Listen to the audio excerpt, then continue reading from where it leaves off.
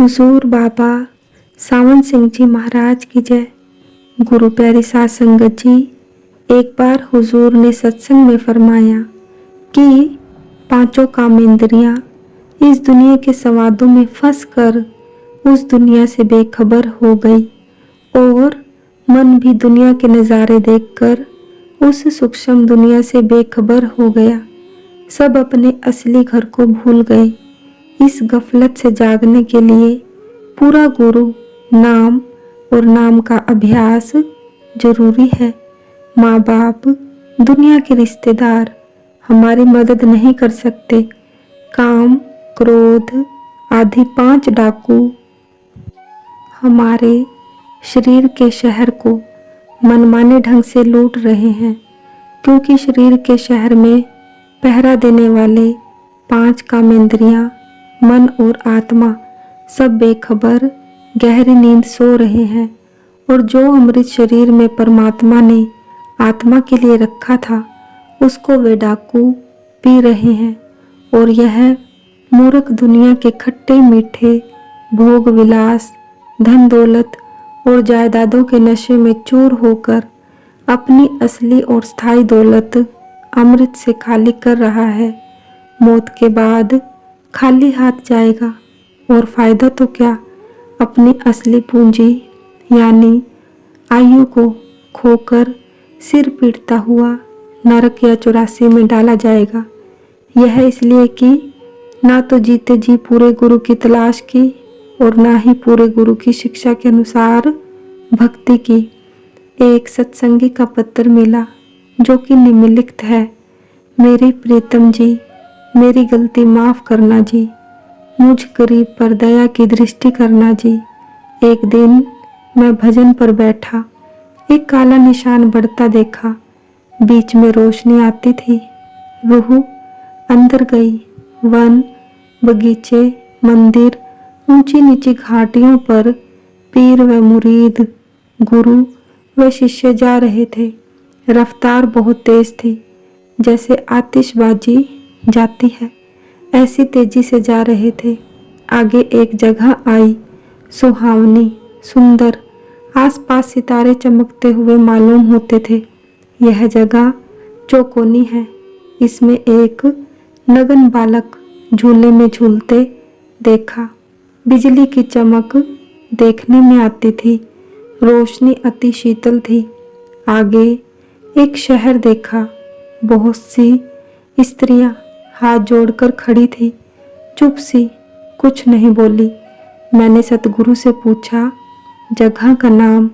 प्रीतम जी ने बताया यह इंद्रपुरी की परियां हैं। आगे विष्णुपुरी, शिवपुरी, बहुत सी पुरियां देखने में आई। अनेक प्रकार के मंदिर देखे। फिर एक आदमी सुनहरी रंग का घुटने टेक कर बैठा था, सिर झुकाए हुए था। मैंने पूछा कि यह कौन है? आपने फरमाया यह धर्मराय है। फिर एक तांगा मिला जिसमें 4-5 सत्संगी थे। साथ आप और मैं बहुत तेजी से जा रहे थे। आगे बहुत सा पानी दिखाई दिया। मैंने पूछा इसको कैसे पार करेंगे? तो आपने एक तरफ देखा, एक नाव आ गई। उसमें बिठाकर सतगुरु जी ने पार किया। आगे बहुत प्रकाश में पहुँचे तो सतगुरु जी ने मेरा हाथ पकड़कर छाती से लगा लिया। 2 से 1 हो गए। प्रीतम ने सेवक को अपने में मिला लिया।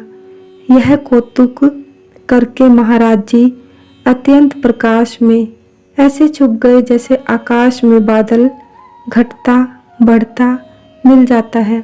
फिर रूह उदास हुई तो शहंशाह ठाठ से बन ठन कर सिंहासन पर विराजमान होकर प्रकाश से निकल आई। रूह को बहुत खुशी हुई। उसके कुछ दिन बाद एक पुरुष देखा। उसके रोम रोम में आपका स्वरूप ऐसा सुहाता था जैसे लाल जड़े हुए हैं। इस बात का मुझे पता देना कि यह कौन सी रूह थी। राधा स्वामी जी। आगे फरमाया कि मिस्त्री शादी की किसी बात पर जब भोटा से ऊना को आ रहे थे तो हुजूर ने 2 लतीफ़े सुनाए। पहला यह कि एक खत्री हाथों में सोने के कड़े डाले हुए जंगल में अकेला जा रहा था कि रास्ते में पठानों ने उसको घेर लिया और कहने लगे कि या तो कड़े उतार कर हमारे हवाले करो या मुसलमान हो जाओ। खत्री ने दिल में सोचा कि कड़े कीमती हैं, क्यों नुकसान उठाऊं? अगर मुसलमान हो गया तो घर जाकर फिर शुद्ध हो जाऊंगा। यह सोचकर उसने पठानों को जवाब दिया, मैं मुसलमान होता हूँ, मुझे कलमा पढ़ाओ। अब पठानों को कलमा खुद भूला हुआ था, पढ़ाएं किस तरह? एक दूसरे का मुंह देखने लगे, फिर बोले कि नहीं, तुम कड़े दे जाओ। खत्री ने आग्रह किया कि मैं मुसलमान होता हूँ। इस पर पठानों ने शर्मिंदा होकर उसे छोड़ दिया। इसी तरह एक कोतवाल मियाँ शाह मोहम्मद अपने इलाके में घोड़ा खरीदने गए। एक गंवार से एक घोड़ा 100 रुपये में मोल लिया, मगर रुपया साथ लेकर नहीं आए थे। गंवार को कहा कि मैं घोड़ा ले जाता हूँ, तुम शहर आ जाना और रुपया ले जाना। मेरा नाम शाह मोहम्मद है, सारा शहर मुझे जानता है, किसी से पूछकर मेरे घर आ जाना। अतः 2-3 दिन बाद गंवार शहर में गया, मगर वह शाह मोहम्मद नाम तो भूल गया, काला मोहम्मद याद रहा। शहर में हर एक से पूछता फिरा, मियाँ काला मोहम्मद का घर कहाँ है, कौन बताए?